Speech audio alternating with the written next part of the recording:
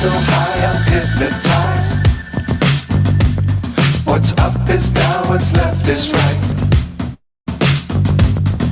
Chasing stars and holding you. I can't see the end, but we'll see it through.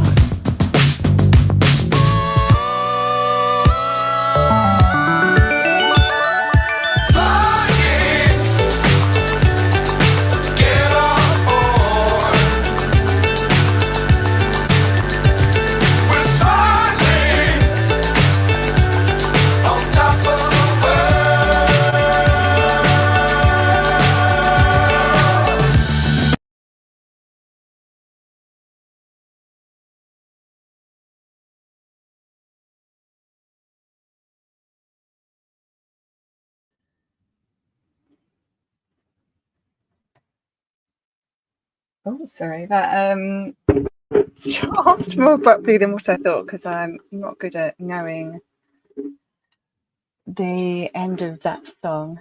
And I'm only half prepared tonight, so I apologise.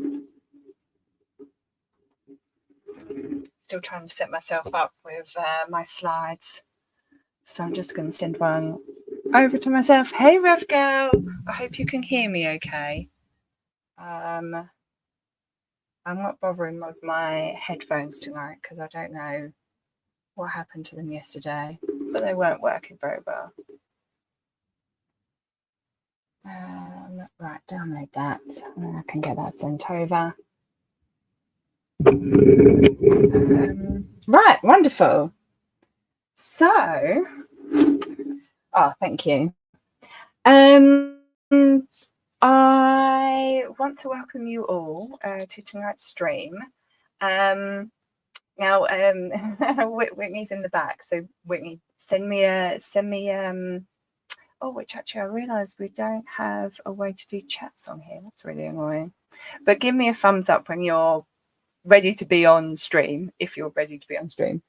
But I just wanted to do a little sort of intro to myself, because I've kind of put this stream out on my socials for once.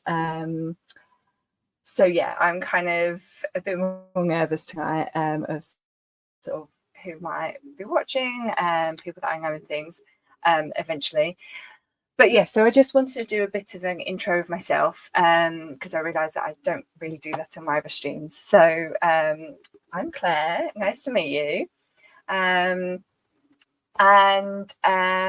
So I'm the ethical tailor, as I sort of penciled myself, and now sort of everyone else tends to sort of refer to me as that, whereas I don't refer myself to that in sort of everyday context. But the reason why I call myself that is that I'm a tailor. I have my own company called Couchman Bespoke. Couchman is my second name. And within that business, I do alterations and repairs. I have a small team that work under me. Well, with me, really. I don't like to say necessarily the people sort of work for me. I like it to be more of a cooperative kind of thing. And I never wanted to be a brand where I made clothes, even though everyone always says that to me. I wanted to do something that would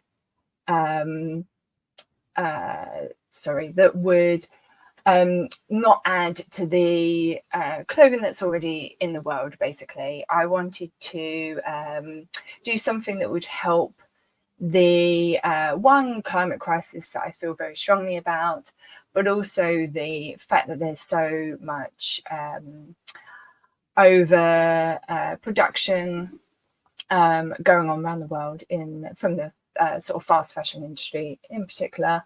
But also, as I'm seeing over the years since leaving uni, with even sort of the catwalks and things of the main industry, that sort of saddens me. I'm a big McQueen fan, and and it sort of saddens me because I put his passing down to the increased pressure that he felt from the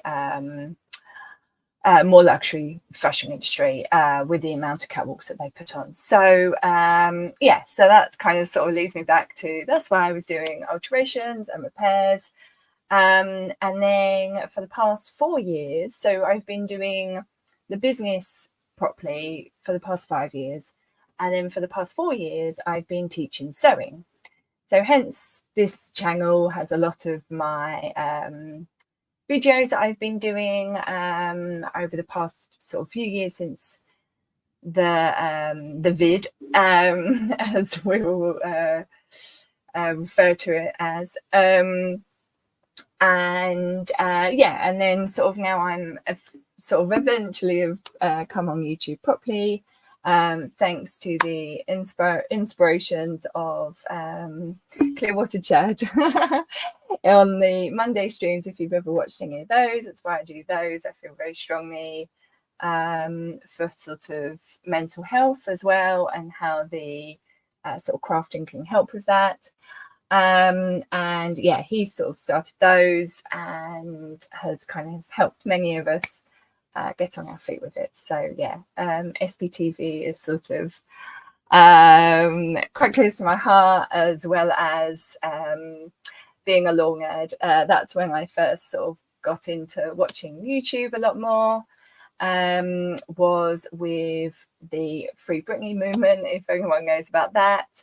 I won't go into that tonight, but yeah, so that sort of brings us around. And also alongside the climate crisis is garment workers, is sort of a thing that I'm very passionate about. Being a tailor and a maker of garments, I get kind of frustrated when people say to me, oh, it's just a seam, or it's just a, you know, whatever, or, you know, sort of, can't you make it cheaper? No, you know, sort of like, we deserve to be paid a living wage. And yeah, everyone in my team, they get paid per job that they do. But sort of kind of after their sort of initial training period of kind of a month, they should be able to earn even more than a London living wage in some ways, depending sort of what the garment is. So yeah, that's kind of that side of things, really. So yeah, so I have created this series that's gonna sort of we're not necessarily gonna have set days, we'll kind of see how we go, but called the Dark Side of Fashion. And I am going to sort of be joined in hosting that by Whitney Witness or Witness Whitney, whoever, by whatever name you may know her as. Hi. So yeah, welcome, Whitney. You're my first guest on my channel. Hi. But yeah, this is a collab, so not just a guest sort of role. So yeah, welcome. And Thank Whitney, you. if you want to introduce yourself, do please.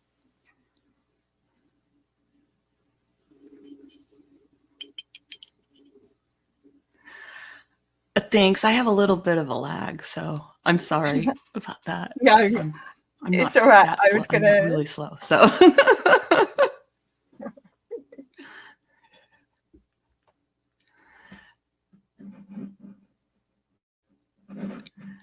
okay. So my name is Whitney. I have a channel called Witness on YouTube. And can you hear me okay? Oh, I'm hearing myself. It's crazy. Claire, what do I do?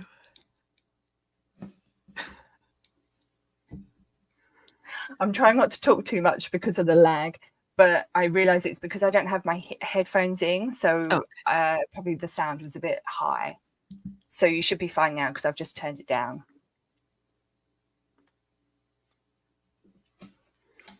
Okay, I think I'm going to take my headphones out. Okay, can you hear me now too? I'm sorry. My name is Witness. I'm not a YouTube type of person, but um, I guess I became one. I became interested in the science, the former Scientologists that were leaving the church. So that's kind of how I became interested in going on to YouTube. What I do on YouTube on my channel is I read court cases that are related to Scientology, or I read the court documents or things like that that are related to Scientology. I think it's important to kind of just let the Scientology population know about the law and legal and things and like that. Again, I'm really nervous. I'm sorry. When I was young, I used to watch a lot of old movies. One of my favorites was The King and I, and there was this amazing dress that I think it was Deborah Kerr wore in that show. It was a beautiful goldenrod ball gown, and it was just gorgeous. And I remember from that point in time being very interested in fashion, drawing and sketching and those sorts of things. And I did study a little bit of fashion when I was in school. I went to school in psychology, but then I went to graduate school in textiles and apparel. And I studied the basically the way the perception of color impacts the way a person is perceived, the color of their clothing or their apparel. So that's me. You, yeah. Sorry, I muted myself because I was pouring myself a drink, which I will get into reasons why. But no, that sounds absolutely amazing. I've just plugged my headphones in and they actually work fine today. So Good. I apologise for that bit of echo. But yeah, now that sounds really amazing. Like the more sort of the older I get as such, the more I'm getting sort of drawn into psychology and things like that. And I just think it's so interesting. I even went for a phase when I was like, oh, I wish I'd done more sort of science-based stuff for how the sort of textile industry is in particular changed over time. And yes, I'm just like, oh, like I wish I'd known that was sort of an area I could have gone into. Like it was so sort of unknown of what you could do.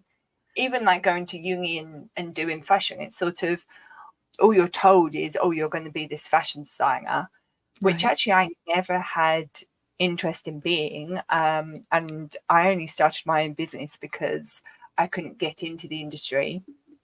Was turned away by so many people, which I've now found from anyone that sort of does look into star signs and sort of birth charts and things, that it's kind of been written in my stars. Like since I was born, that I was kind of meant to be this entrepreneur and things like that. Yeah, so I found that really interesting because I never would have put myself on this path, but yeah, it's turned out really nice. Yeah, and I wish when I was younger that I had advice that there's other things to do in fashion besides be a fashion designer. For instance, I did go into graduate school in fashion, but I studied a lot of the very kind of almost the chemistry, how rayon is made, how it's sueded, how things are woven, warp, weft, all of that stuff. And I worked in the the coloring part of the industry for a little bit of time in upholstery.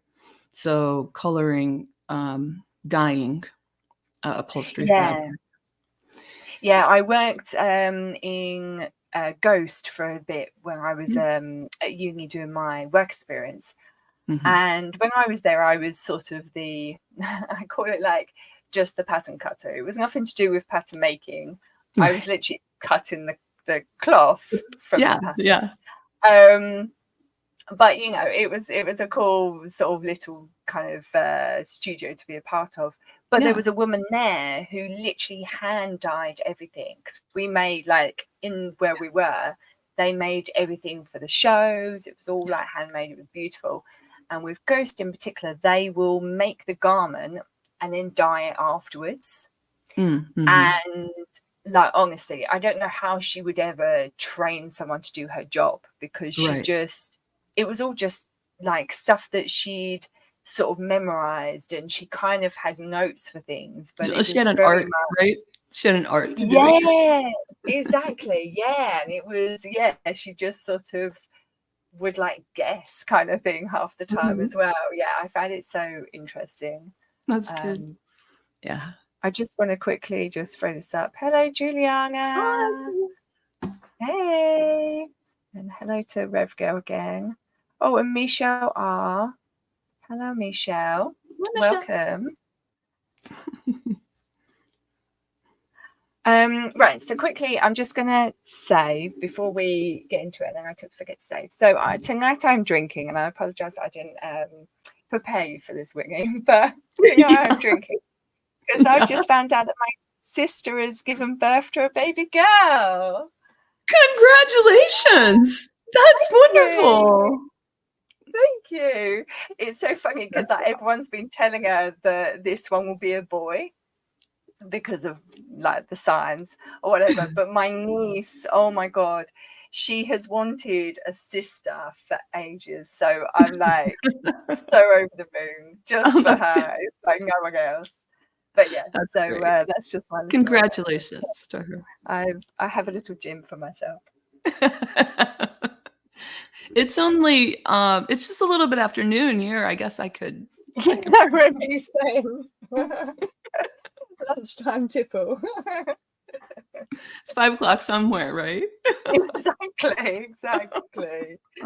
Oh, thank you, Michelle.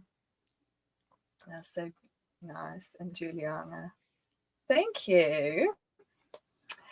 Right, fabulous. So this is a bit we haven't prepared beforehand. No. And I was literally doing this on the way home. So we'll kind of put up what I've got, and then we can sort of you know, if you've got anything to put in, if I've got anything to put in, then we can.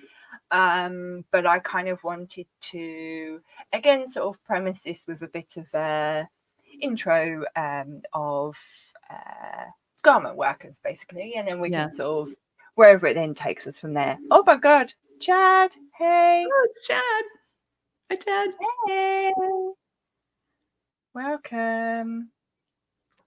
Can I do this? So. Oh yeah, I know. Oh, I wish. No, what everyone can do is, oh, actually, do I have it in here? Let me take you off. Oh, there we go. Where are we? So you can go in to my buy me a coffee, and you can pay to take me off of the basic freebie StreamYard, so that then I can have my logo in the corner, and then maybe eventually we'll be able to get the balloons, or was it fireworks? It's a process. Literally, I'm just like, because sort of, not that like, you know, no one needs to pay for anything. I'm right. Fine with the StreamYard logo. It's absolutely fine. But I'm just, I don't even have StreamYard. I'm still doing like Zoom recordings. Oh, very good. Yeah, because I tried to like just do it on YouTube, and it was like, no, like you've got to like upload like so many videos to be able to do it. I was like, oh, that's a bit bad. And then I found that StreamYard you can just do it or whatever. Yeah. But yeah, because all my businesses are non-profit and things like that, and I just take out the money that I need to live, if that. I'm very, very bad at giving myself any money. So kind of, literally, if I could like give all my money away, I literally would. I just don't want to you know, sort of no offense to people that are homeless, but you know, I don't want to like just live in a cardboard box, you know, it's sort of like, but equally I'm not like a lavish kind of mansion kind of person. I just needs met occasionally. That's my one luxury. But yeah, so basically sort of if you enjoy this content, any of the content that I do, then please you know, sort of buy me or you know, sort of pay into whatever. I've got my pay it forward for the classes. I've got, like I say, the StreamYard like wish list thing. You can buy me a new computer so that I can actually start maybe doing some stuff also at my studio, because this laptop is rather heavy, and initially it was because I didn't think the mic was working with the laptop, but I've since gotten that sorted. Or you can just buy me a cup of tea with maybe a croissant, because it's like you can't set it lower than £5, so you know that will give me about 3 teas, so I'm all happy with that. And yeah, that was a bit of a tangent, so I apologize, but no worries. Hey Terry, yes please. We have 8 people watching. One of them is me on my other phone, so 7 people watching. So please, and I have hit the like button, so please all hit the like button. That would be amazing. And if you don't, then I know that you're Osa, so that's that.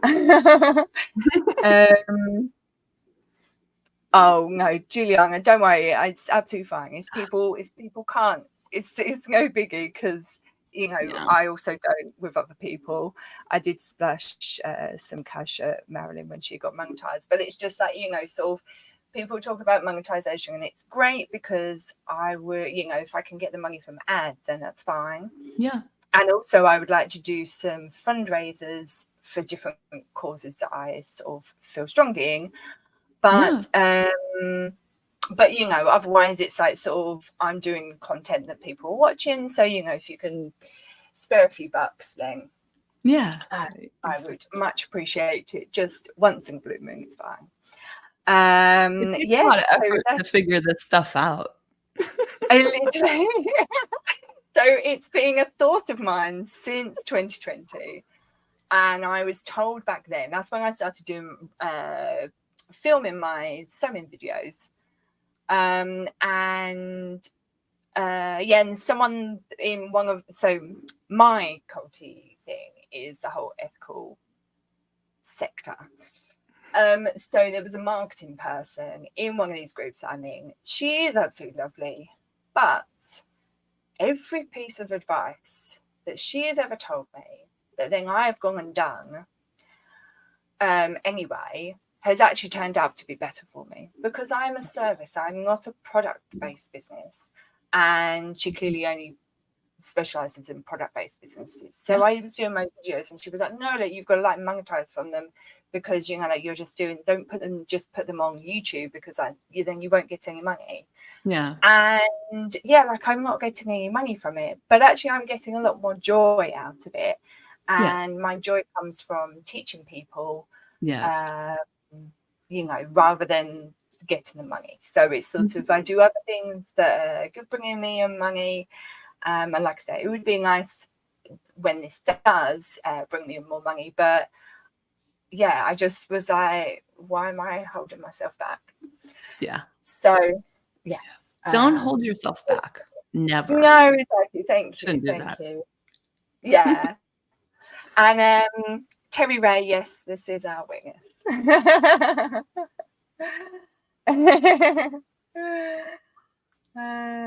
Right, wonderful. So once we've done all that,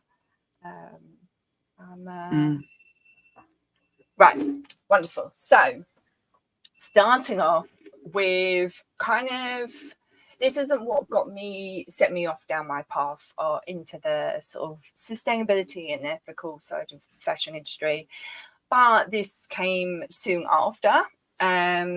So I finished uni in 2007, and I'd done my dissertation on the cotton industry, which we will being nice to do a sort of a deep dive on kind of obviously the cloth side of the fashion industry as well.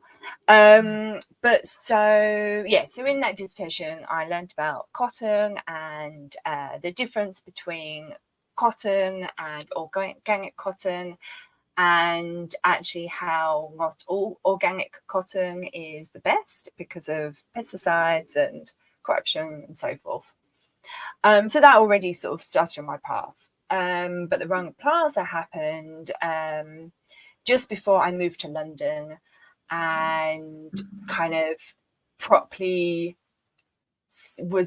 I was sort of in the midst of like properly thinking about my business, because I had come out of uni, had like 2 years of trying to get a job, then had like another 2 years of being a bit depressed about it all. And then was sort of kind of on this journey. And then 2014 was when I moved to London. So the Rana Plaza, if anyone doesn't know, was a clothing factory that collapsed in Bangladesh, Dhaka district in Bangladesh, and it resulted in 1,134 deaths and 2,500 injuries outside of those deaths. It is a factory that was very much in disrepair for a long time before it collapsed. The garment workers have been noted as that they were sort of bringing up the issues, cracks in the walls and things like that, for sort of like kind of ages before. And it's also a factory that other factories were found to be given work to. So all the clothes that were found to be being made, all of those brands sort of came back and said that they didn't realise that thin stuff was being made in that factory, which has caused a multitude of controversy throughout the sort of sustainability side of the sector. Sort of were they telling the truth, or was it just that they were just saying that to sort of get it off of their radar as such? So obviously no one really knows. But then but it's just sort of kind of what is known from sort of what has come out of it through people doing interviews with garment workers, and that is that a lot of the time in these factories, they not only are they paid like pence for doing all the work that they do, they're not really allowed to have a loo break. They work super long hours, sometimes sleep in the factory itself, and can be as young as like 6 or 7. So not unlike some cults that we hear about, which is kind of sort of what also brings me into like sort of the cult space, is I see so many similarities between the whole thing, and I often call fashion industry a cult within itself, because I just think there's a lot of sort of glamour that people would think about with fashion industry, yet then this is the reality, which is very sad when I think about it. Did you want to say anything on this, Witness?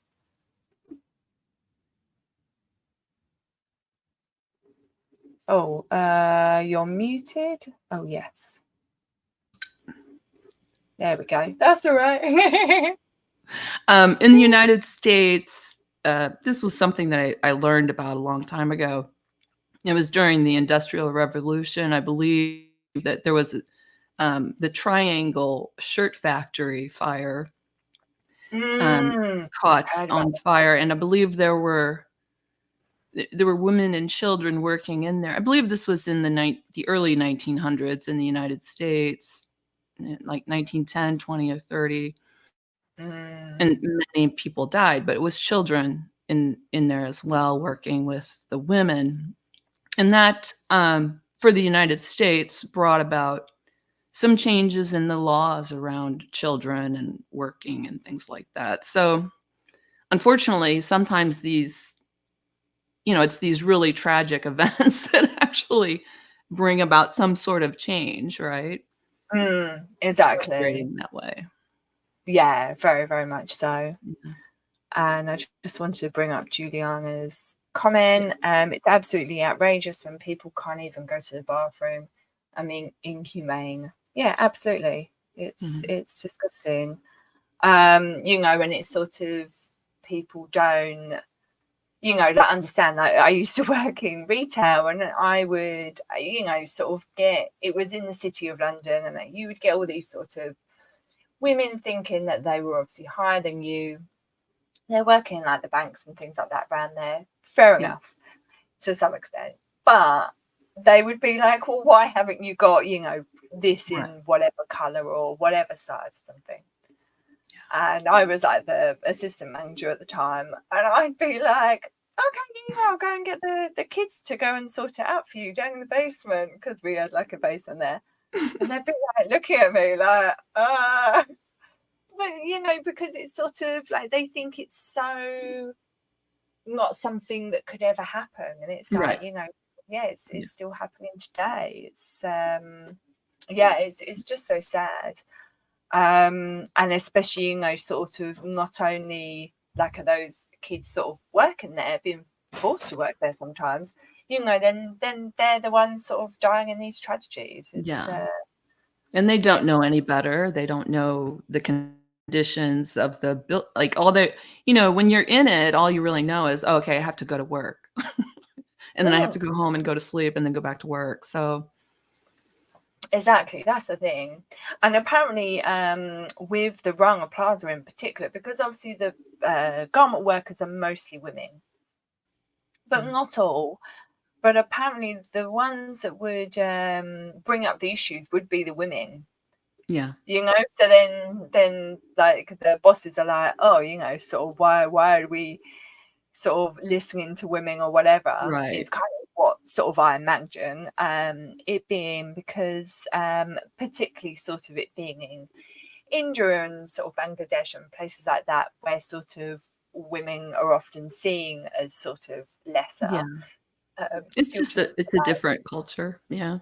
day. Exactly. Yeah. It's sort of makes me sort of even sadder about it, really. Yeah. No. Then my next slide is and that has actually come out. I don't know. I'm hoping that comes out a bit better on people's screens. Oh no, it's quite small on my phone. Sorry. Get the resolution up. Can I? Oh, full screen it? No. Oh yeah. Oh, right, there we go. So maybe you can see it a little bit better with us off there. But so this is a handle on Instagram that I follow, and they have a website and everything called the Clean Clothes Campaign. Now they do a lot of good work to speak up for garment workers, in particular since the Rana Plaza. And there's them and there's Fashion Revolution as well. They both do really good work. Now, the Clean Clothes campaign has had this slide here. I'm hoping. Oh no, maybe my mouse isn't showing. So the blue box that says campaign wing, they've been having this campaign going for quite a while. To get all of these brands to sign the accord, which is a trade union demand to get a higher minimum wage for people in Bangladesh, in particular garment workers. So the where they want the minimum wage to be is to 23,000 Takar, which is roughly $207. So I presume minimum wage. I presume that's per. I don't know. That's per week, or it could be per month. I don't really know how that works out, but I would expect that to be a bit more if it was per month, because it definitely isn't per hour. I mean, I wish I could earn that per hour. But anyway, so what they show here is Patagonia crossed out because they have finally signed up, which is surprising, but in a way not, because I've been a bit Patagonia haven't been in my best of books recently, just because I feel like they're doing a lot of things for show, which is a shame because I had them high ranking for myself for a long time, because they were like, you know, sort of one of the first companies to really expand the sort of using like sort of sustainable making. So using sort of natural to sort of recycled cloth, and they were like one of the first ones to really celebrate repairing and reselling garments, and things like that. It was just like very sort of for the climate and things like that. But there's been like some things coming out that I'm not 100% happy with them about. And then for the fact that it's taken them sort of since this campaign has been going on since lockdown, really, and then a bit before that. So for them to only be signing now is a bit of a shame. But anyway, so so they are now crossed off, but you can see all these other ones on here. So C&A, Marks and Spencers, H&M, ASOS, Esprit, Lululemon, Uniqlo, Next, Audi, Primark, and the list goes on. Vera Moda, that they haven't signed it.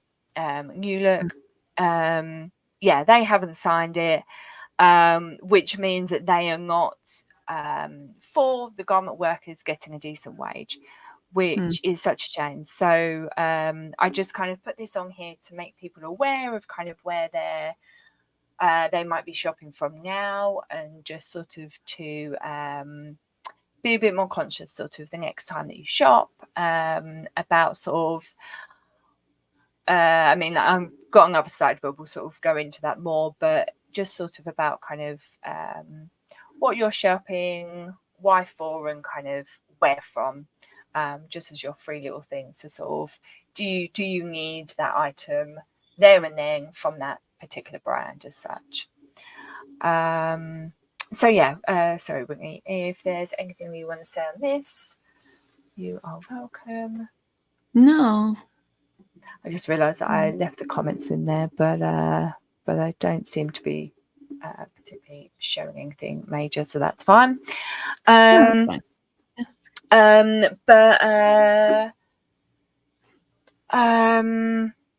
So it's just sort of kind of I want to really sort of highlight the garment workers getting a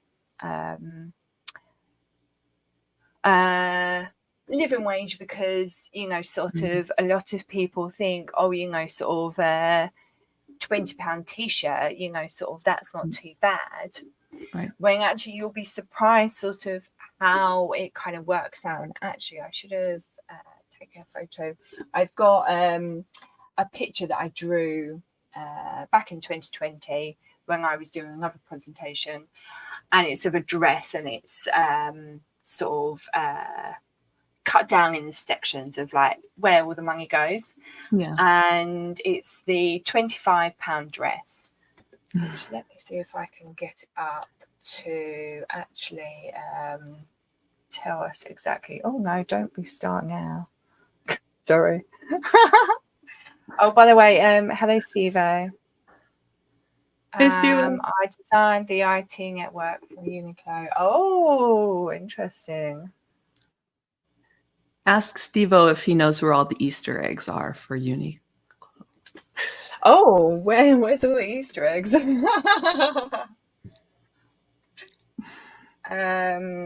where are we? £25 dress.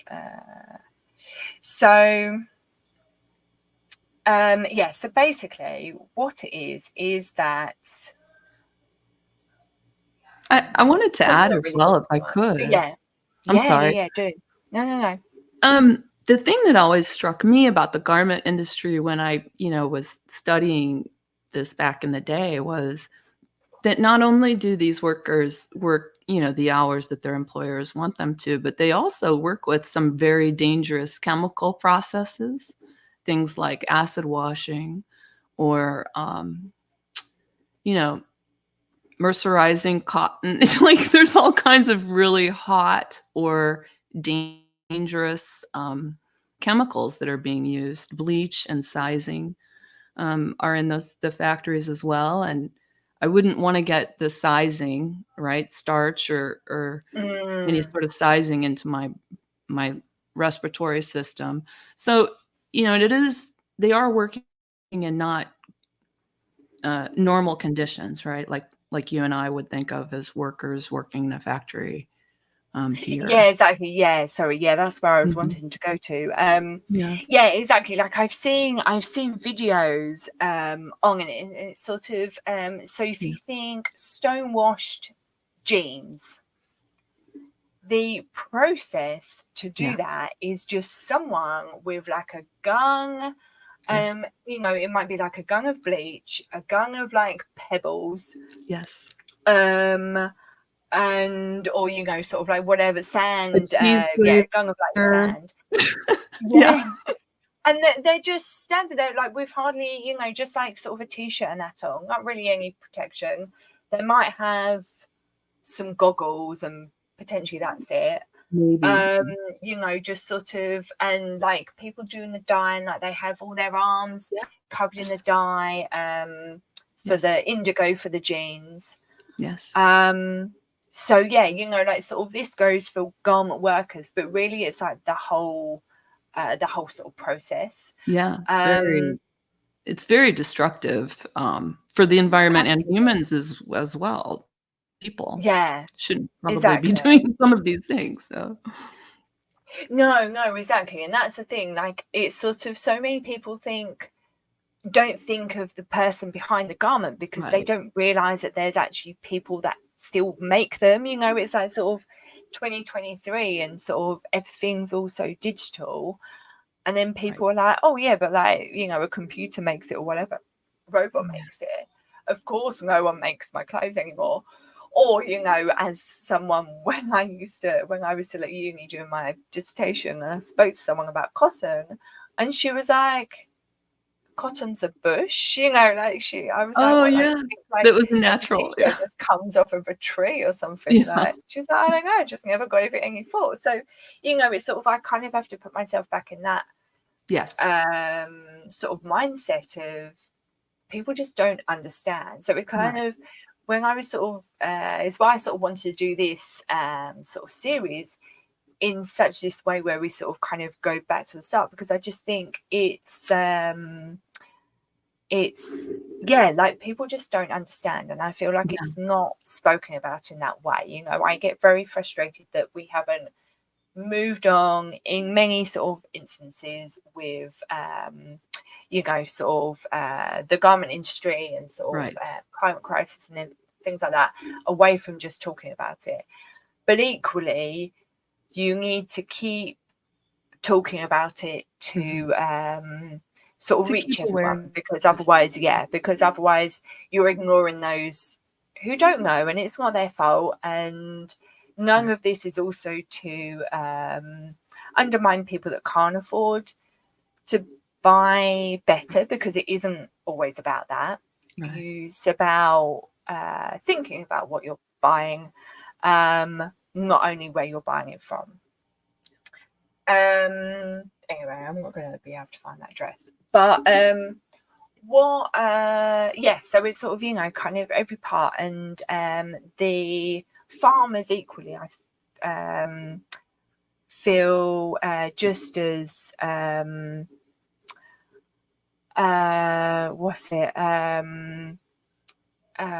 passionately about, because it's sort of, you know, it's where I kind of and I won't sort of go on a big thing down this, but it's sort of, people talk about like veganism and sort of the animals, and it's like, I care very much for animals, but if you're not if people are eating sort of just veg, or, you know, sort of farmers picking the cottons and the silk and all that sort of thing, there is a human element to these things as well. Right.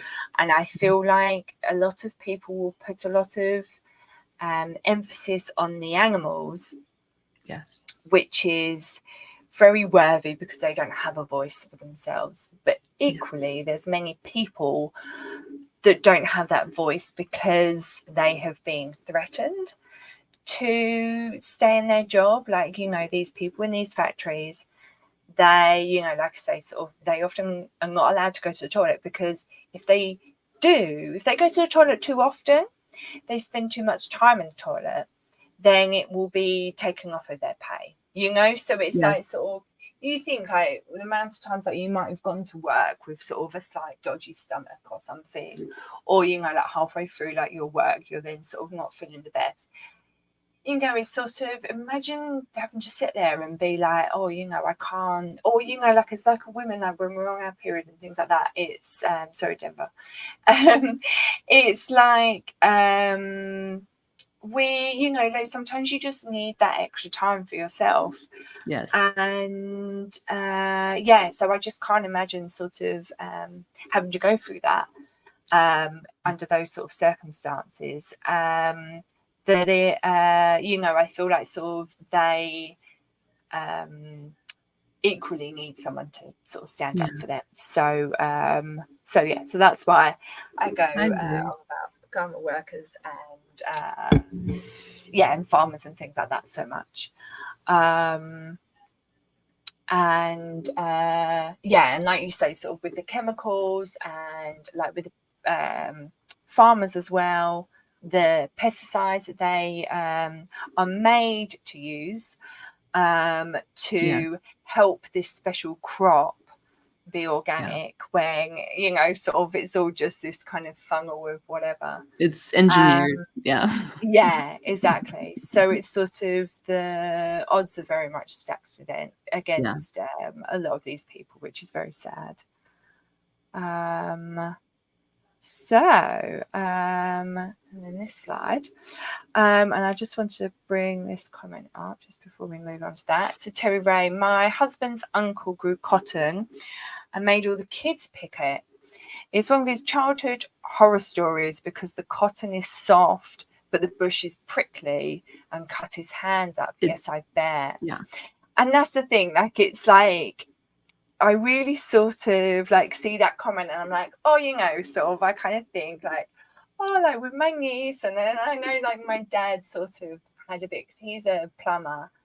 So I think he's a bit sort of saddening himself in some ways that kind of me and my sister haven't gone into that. So I think there's that bit of a thing in like people that sort of, when you have a business, it's like, oh, you know, I'd like sort of like people to go into it. So and my dad wanted me to do the same thing. Yeah.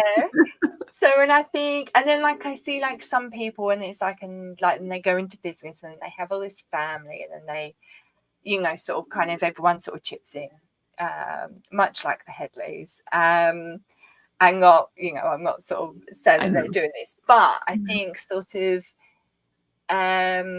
you know, but then like you hear that, oh, kids picking this stuff, and you just think, oh, you know, sort of kids working, but it's sort of, there's a kind of a scale, I kind of see it as, of sort of when you're sort of, like rallying people round to sort of help you in a sort of voluntary thing because they are actually volunteering to do it, versus like, oh, I've got, all these extra people. Let's just Right.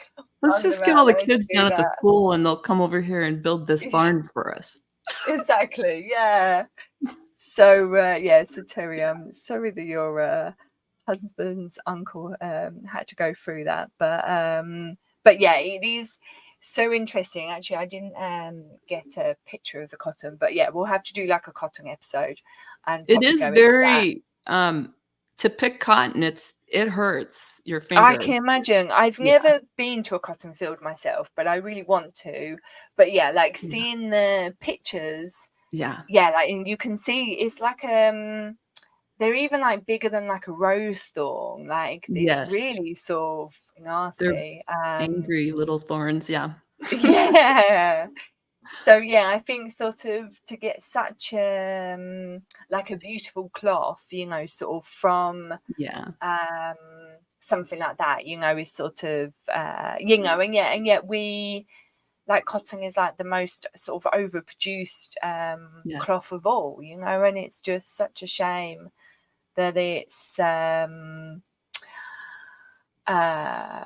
harvested under such harsh conditions in some ways. Yes. Fabulous. So then I sort of was going on to this. So I kind of thought if everyone in the chat wants to sort of play along a bit and they can sort of give us some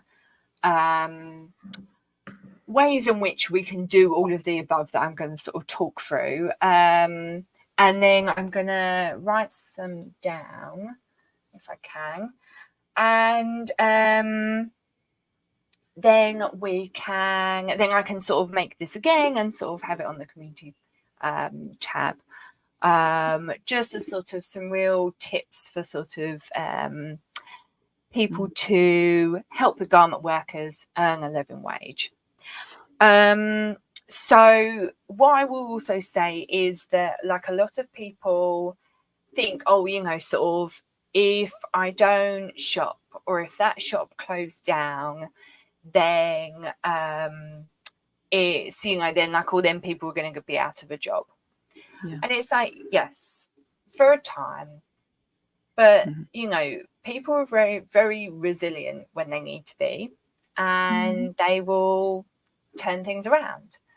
And in India and Bangladesh in particular, there's a big resurgence of garment workers that have left factories. They have sort of gotten the courage within themselves to be able to leave and set up within either on their own or as cooperatives with other artisans, and then they work with a number of more sort of independent designers and brands, even up to sort of like bigger companies, because there's a lady that I know who works with those co-ops to get them sort of bigger clients.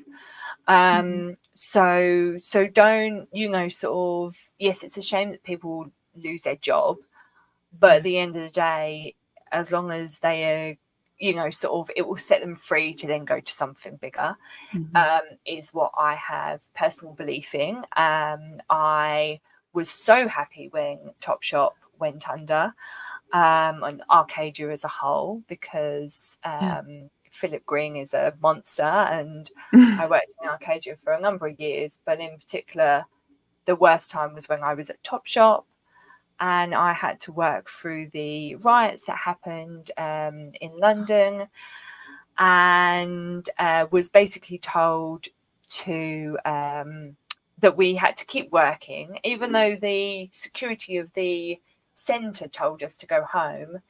Philip Green told us to keep working. Wow. We were obviously forced to go by security, and within like 2 hours, the place was raided. Topshop wasn't, because we were above a Dorothy Perkins, and if anyone knows a Dorothy Perkins thing, you'll know why. People didn't raid in there, but the entire centre was, and Yeah, I'm not sure if anyone. I think some people got injured at some point in sort of different places, but yeah, I don't think there was any sort of severe tragedies. But obviously, you know, there's like a lot of looting and all the things that weren't meant to happen with the protest sort of went awry, which is a real shame. But yeah, so like from that day on, I was just like, you know, he can go to hell, if I can say that. You know, I just wasn't. Yeah, it just was like another sort of thorn in my back against like the fashion industry, and I was just like, what, you know, what is all this for, really? So this is why I say how ways in which to help garment workers earn a living wage is by shopping less.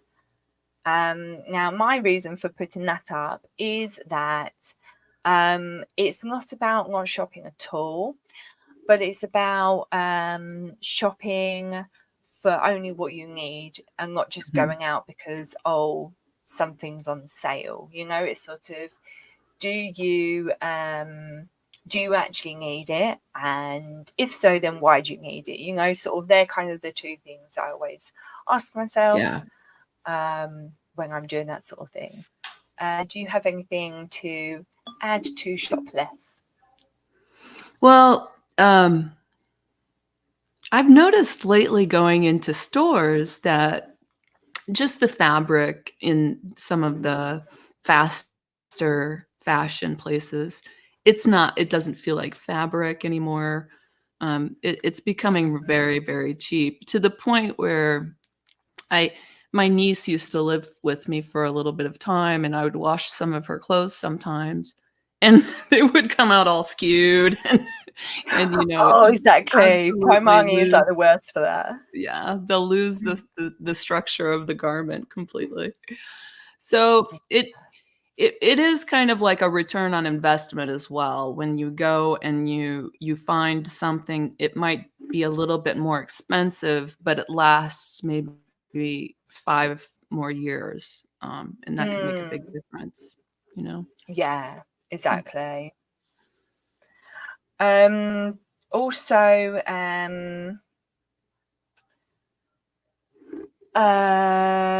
yeah, and then also sort of kind of within that is again back to sort of those brands. So the less that you shop in some of the sort of bigger brands, then the more it forces them also to make that change.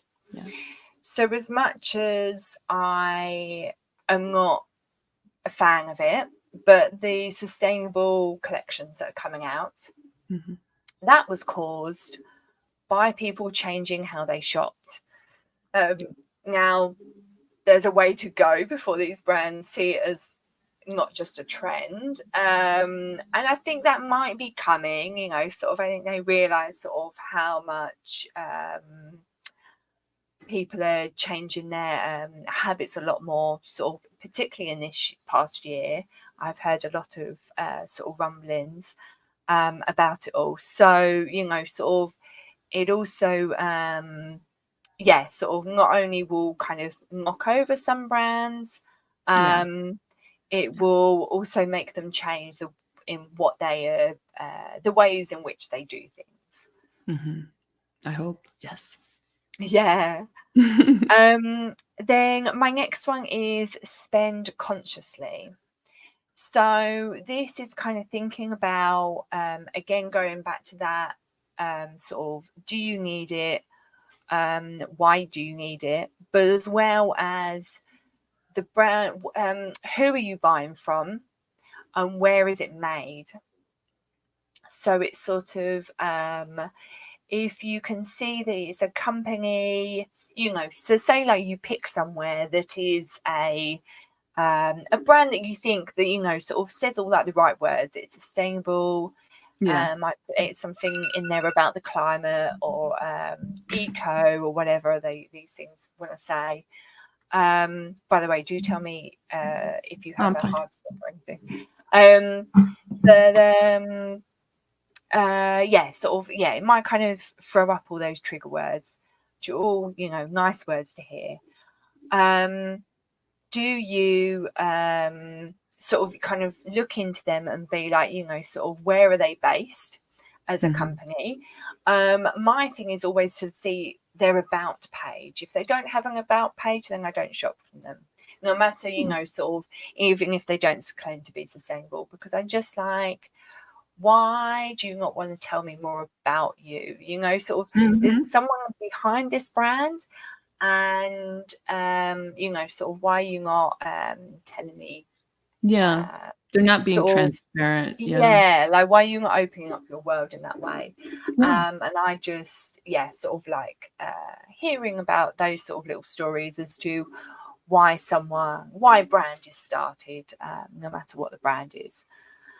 And then within that, then you can be like, oh, you know, so they are set up in wherever around the world.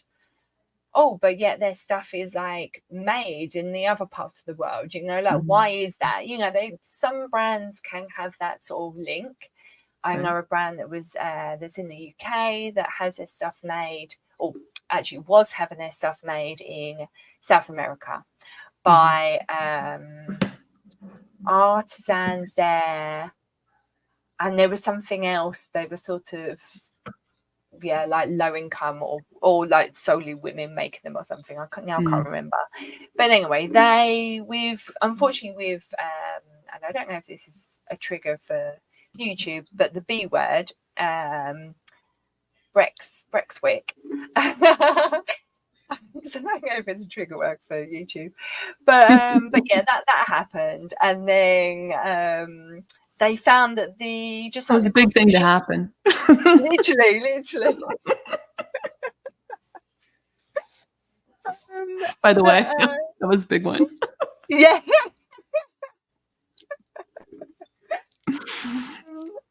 Yeah, just like sort of shipping, like sort of tripled kind of overnight from it. So they then couldn't get their stuff made over there. So then they changed it to being in the UK, and now they use refugees, which is you know, great, and obviously they paid them properly and everything. But they you know, so it's like, so they were having their stuff made like the other side of the world, but there was a whole reason for it. They were, you know, giving people jobs and things like that.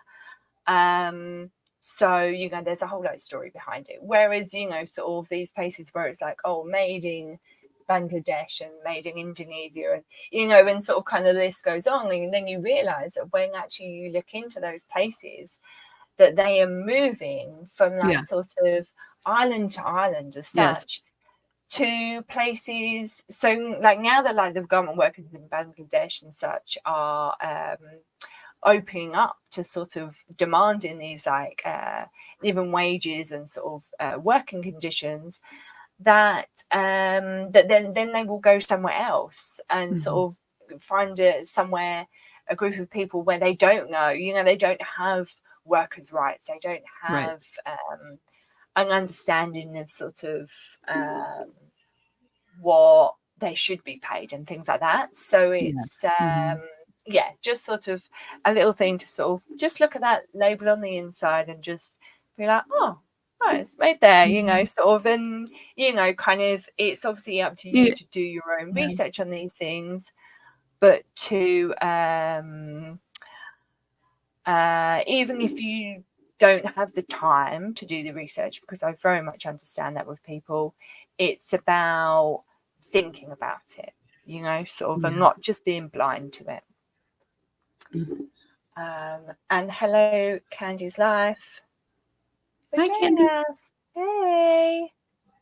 And Arta on Fire. Thank you very much for the updates from Clearwater, Washington. Oh, and sorry, not to ignore Puck Rumor. Yeah, thank you. I'll be honest, I'm cheap and I hate shopping, so tend to buy secondhand. Honestly, it's the best way. I love it. I don't recommend the underwear, but no underwear secondhand. No. Right, sorry, that was a bit of a long rant for me. Do you want to add into anything about shopping consciously?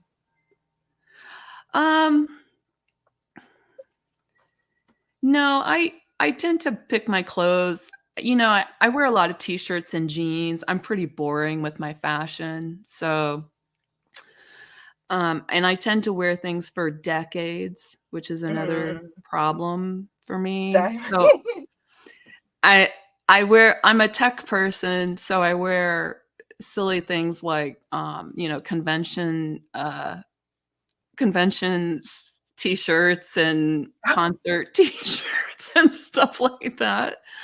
But when I do go and buy, say, like a dress or something nice, like for Christmas party or something like that, then that is really usually where I'm looking at really closely who's making it and where it was made and all of those sorts of things. When I'm spending more money, I want to be sure that, you know, if the blouse is see-through, it has a lining in it, you know, things like yeah, that, you know, the basic stuff, right? And yeah. So so then you're not having to go and like buy another something to go underneath. exactly, yeah. Yeah. Mm, very good. And also, something that I say to people when they come to my like garment making classes is think about the bras that you have and sort of marry that up with where it is on the pattern, and then sort of kind of make that change throughout all your patterns, so that then everything that you make Yes. Mhm. fits that bra. So then you don't make something and then you go, oh, now I need to go and buy a new bra. You know, it's just like, which to be honest, in the creative way that I am, I do that constantly to myself. And then I might wear it like once, you know, so it's sort of not the best. So yeah, I'm trying to be more practice what I preach rather than just preaching it. But yeah, just little tips. Hey Kim, Yeah. I'm here working on a project. So in listening and learning mode. Oh, wonderful. Well, Oh, welcome. nice, And I Laura hope that FM. you learn a fair amount. Wonderful. So the next point is rewear what you own. So yes, as you were saying, you have like clothes from decades. I have so many clothes. I won't say what I was just going to say. But yeah, I before doing my business, I was working in retail for like years, and it was the one thing that really took me off my path from sort of Yeah. living more sustainably, because you know, and it's one of my sort of main reasons why I kind of talk about fashion being a cult, because you're in this line of work and you're like surrounded by all these clothes and you're like, no, I'm going to be like really good. And then it's like, oh no, you have to, in order to work here, you have to buy Right. so many outfits. I And know. oh, and you know, we'll give you discount, but you know, sort of it's only going to be like so much, and oh, like you're barely making minimum wage. So you know, sort of kind of have fun with that.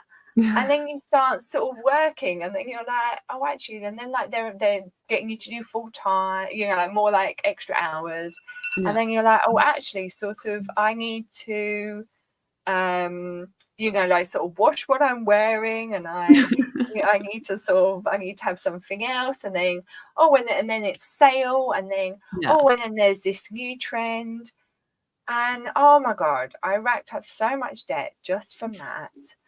That I really sort of gave myself a good old talking to at one point, and I was like, what the hell are you doing? Mhm. So that is like one of my biggest sins. I mean, I don't make my own clothes a lot because I don't have the time.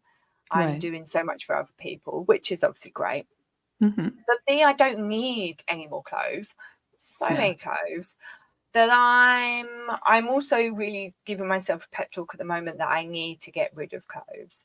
So if anyone has any sort of the best places to sell stuff, I'm all ears, because it's not going really very well at the moment. Any place that I do use, and I look after my clothes so well that I don't want to, like, it's not like I'm just going to give it in one of them like textile bins. I only put the literally stuff that can't even be worn in them because I want them to be recycled. And I only pick garment bins that are recycled, like going to go to textile recycling places rather than it being like a charity shop one. Yeah. And yeah, and then if I'm gonna, and then also I have this whole thing about charity shops and how much actually they dump in other countries, and then I'm kind of rather very much against that. That's I a big really one. sort of have this like push and pull because I was screaming at my friends for years about like doing that.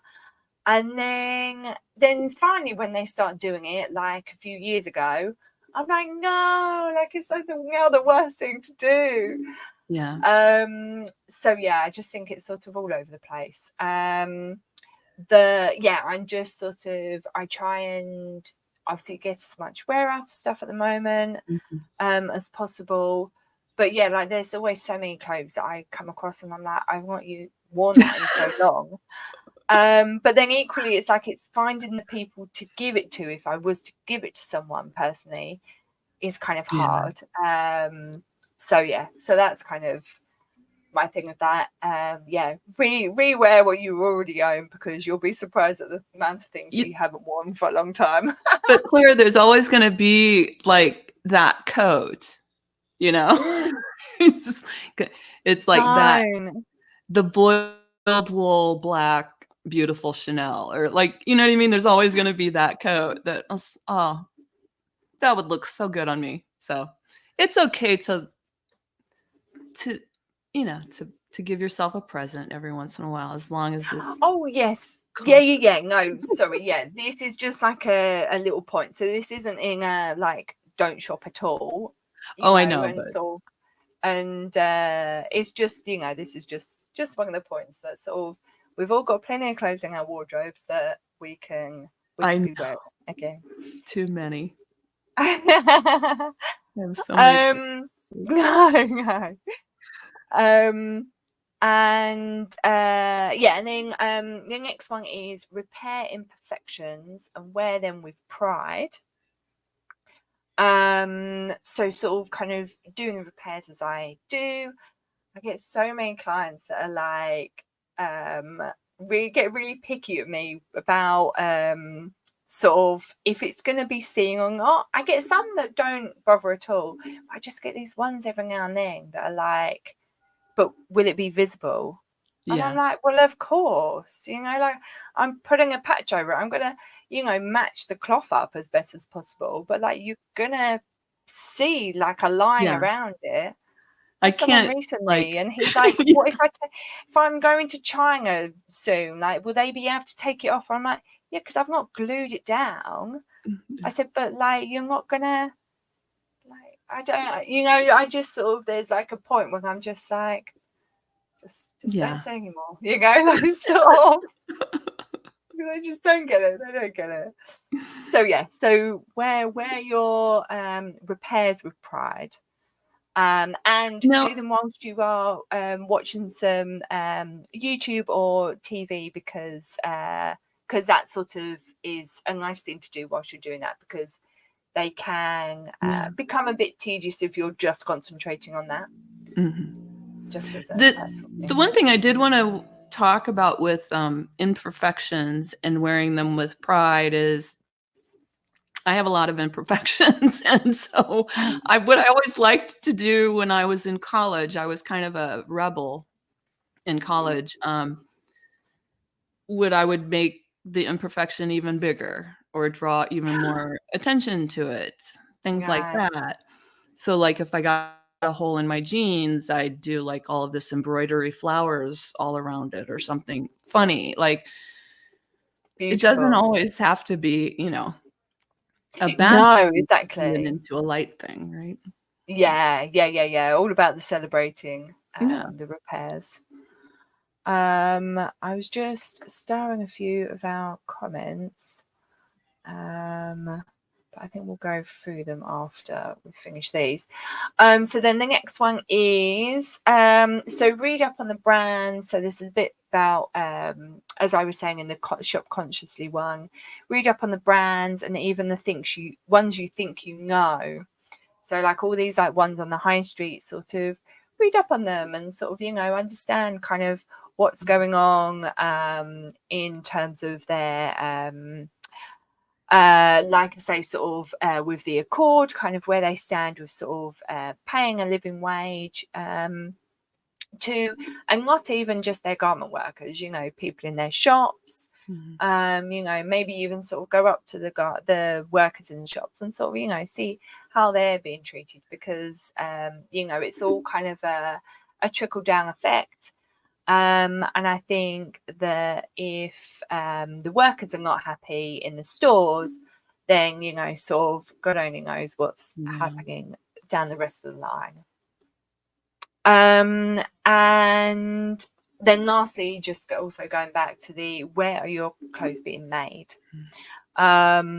So again, I think we'll do a bit of a deeper dive on sort of the sort of countries and kind of what the laws are around their sort of workers, and kind of what might be going on with sort of brands that have been having stuff made elsewhere, because it's sort of like I don't know if you guys really know much of them in the US, but we have a brand called Boho over here, or Boohoo, and they were being made in the UK, up north in Leicester, which was all really great, because it sort of celebrate clothing being made in the UK once again.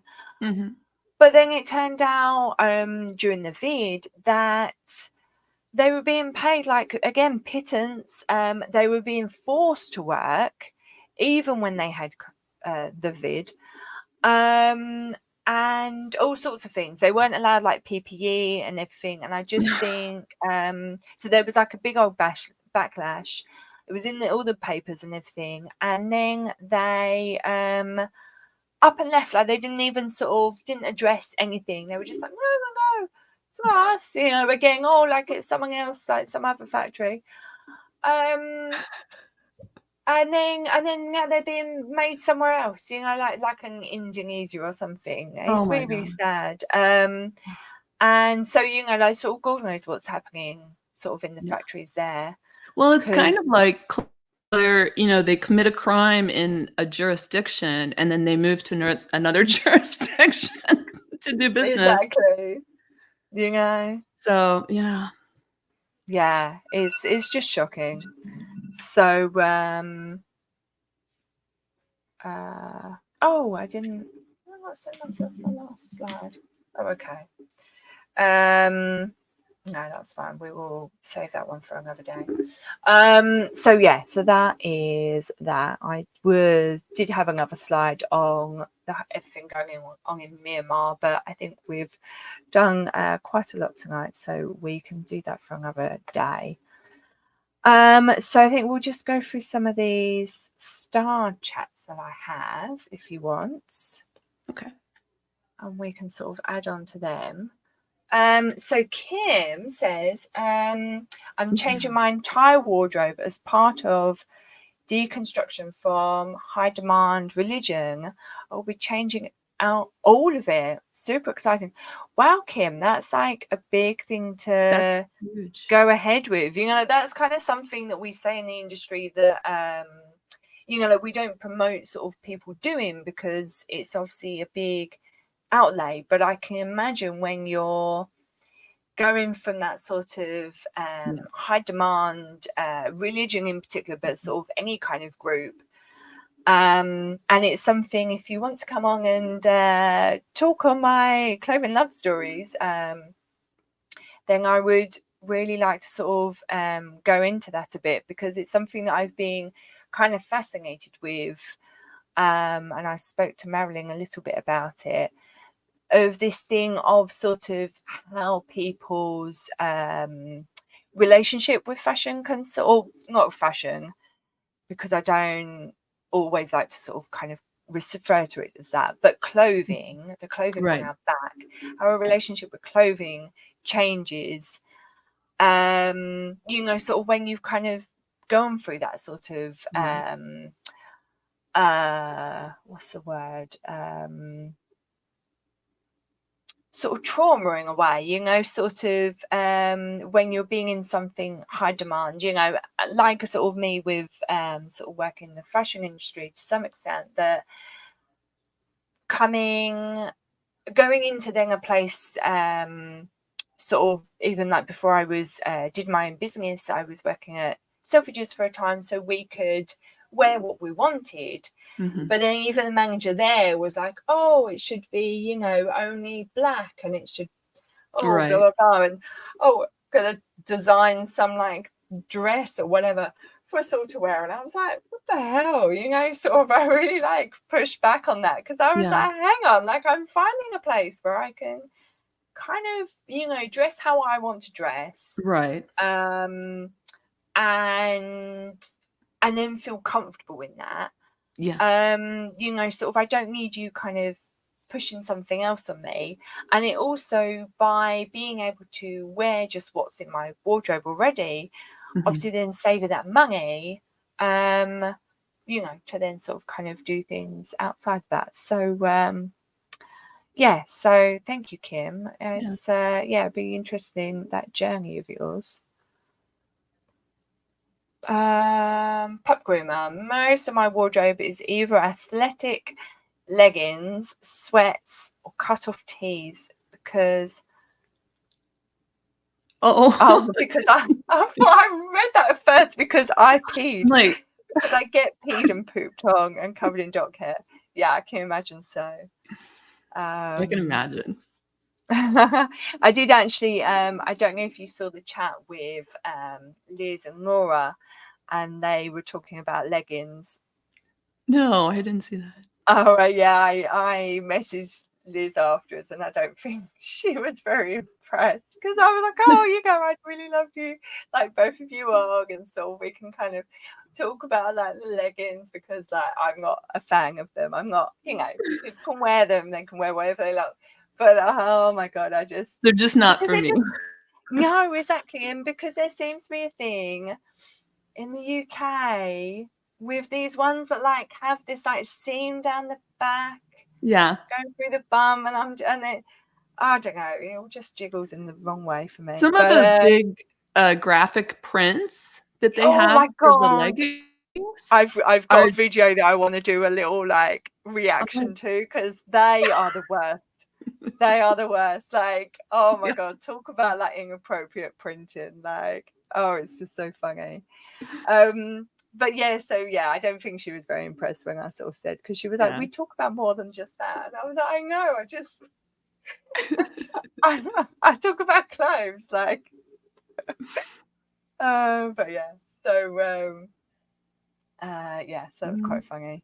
Anata says, my mother taught me to sew. She had most of her clothes. She made most of all her clothes because she was plus size and petite. I like to upcycle otherwise done in clothes like aprons out of jeans. Oh, that's really good.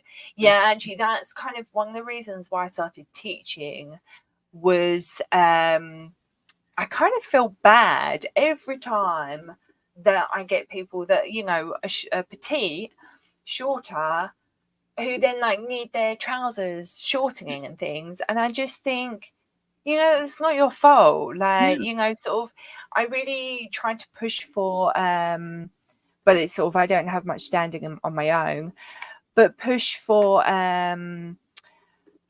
brands and sort of shops having a tailor in their shop. Yeah, because I used to work at Levi's. Yeah, I used to work at Levi's, and I would, oh my God, do so many jeans. So people got them for free when they bought a pair. You know, and then I was just paid by the shop. I mean, it was Levi's, so there's a lot more we can go into about Levi's. But you know, they paid me really, really badly. Yeah, like sort of bottom tier sales associate, really. Yeah, I was the one really bringing in the the money, because if they couldn't get it altered by me in like 15 minutes, then they weren't going to buy it, you know. Right. So it's sort of, and I was so quick at being able to do it that it worked. So yeah, so I just sort of, I always kind of like feel for people like that. So it's sort of why I started teaching, and I get a lot more people kind of come to the classes that want to alter their own clothes, which I really like to see. And after again, she would always also had a large bust, which meant nothing of the rack fits. Yeah, exactly. And you know, sort of, I'm not like the biggest of people, but you know, sort of, I was always really like a size 8.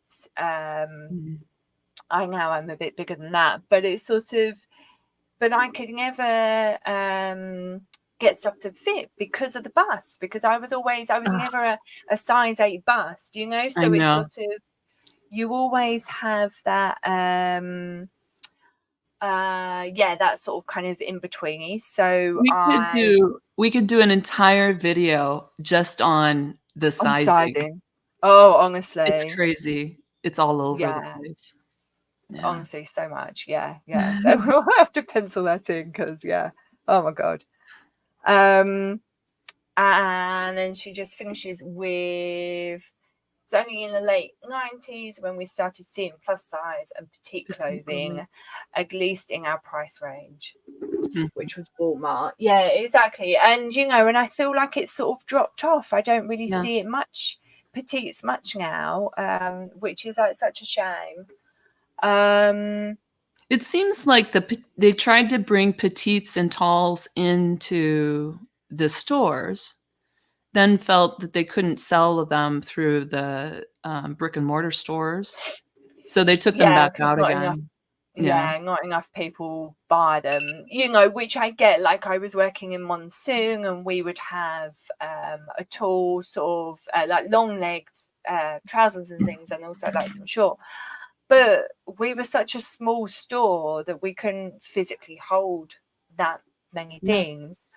But yeah, I do think it's sort of like, I don't know, I kind of feel like everything should go back to this, like, you have sample sizes of everything, literally every single size as a sample in the shop. And then, you know, obviously it changes everyone's way of shopping. But then, so then you go in and try it on, and then, you know, and then maybe you have to wait, you know, like a couple of weeks for it to come in. But at least then, like, it will be in your size. And I think sometimes, sort of, with the amount of time that people spend searching for stuff online or whatever, you know, like, you'd end up being that time anyway. But because we've gotten so in this way of sort of everything on demand, that you can just walk into a shop and buy it, that that it sort of takes us away from that a bit, which is a shame. But yeah, I think we can sort of change it around. It's just unfortunately, it's the Amazons of the world in that sort of sense that sort of have spoilt us, which is a shame. So just going through more of these things. Oh, Pop Groomer, this is a good one. Oops, about cloth. So more small prints or solid colours, and I promise I make sure they're not see-through. Oh, this is for the leggings. Hair doesn't stick to them, so I don't leave a trail through the grocery store after work. Honestly, being a tailor, I totally, like, I'll look down on myself sometimes and I'm like, I'm just covered in thread, like. So I totally get that. Just all over. Yeah, exactly. But yeah, definitely no see-throughs. Oh my god, the amount of people that are like, wear the wrong underwear. I'm just like, oh, I don't need to see that. Well, and the problem, Claire, is that sometimes it's a it's a weave thing, right? So you Yeah. can't see it, but because of the I don't know, the direction or the light or the weave is just the right way, you can see through it. That's the most Yes, frustrating, right? exactly. That's the thing. Yeah, like you hold something up and you're like, oh, okay, that's not see-through, and then you put it on, Right. and then everyone else is like, yes, it is, but no Yeah. one will tell them. It's such a shame. I was lucky to be able to wear off the rack, but she's always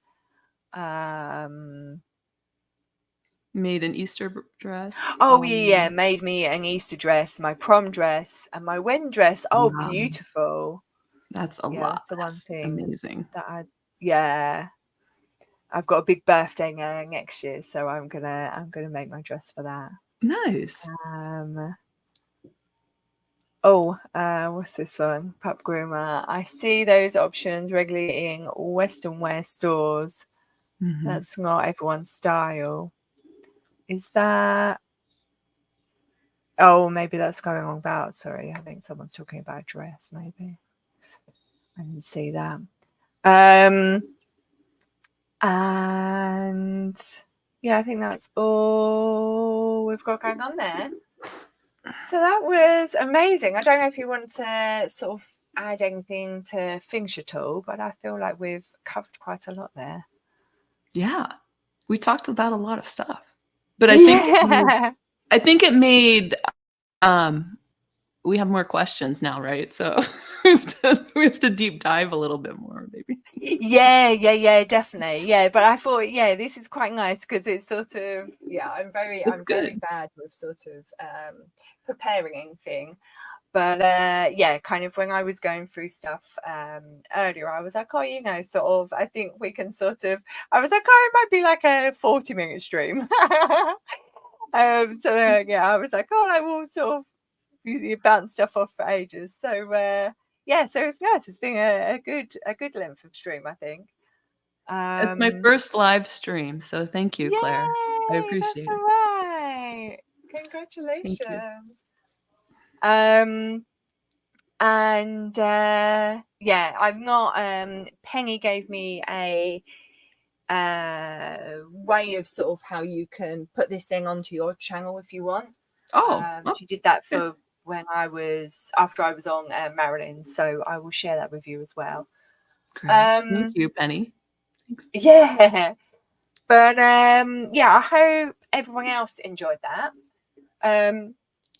I think we will leave that for now because yeah, I don't really know what else to just say with all that. I think sort of like sometimes you can kind of get a bit too into the weeds, and it's sort of, I don't like to be too doom and gloom on things. Right. But what I will say is, again, sort of, this isn't about not shopping at all. If you have any essentials, then go and buy them.